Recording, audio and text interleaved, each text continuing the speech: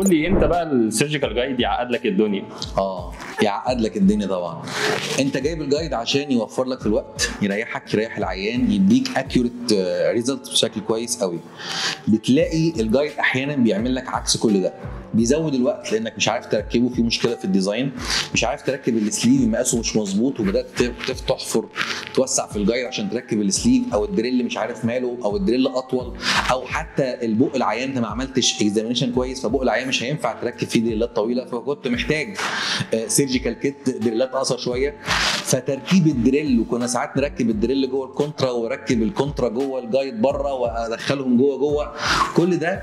احيانا فعلا الجايد لو انت مش مخطط له كويس ودارس الحاله كويس وفاهم ديزاين كويس، هتلاقي الجايد بيطول لك وقت الحاله، بيعقد لك وشكلك ده المريض، وبيعقد المريض وبيعقد لك الدنيا، وهتلاقي نفسك في الاخر قلت الاسيستنت بتاعتك هات المشرط ورميت الجايد في الشباك.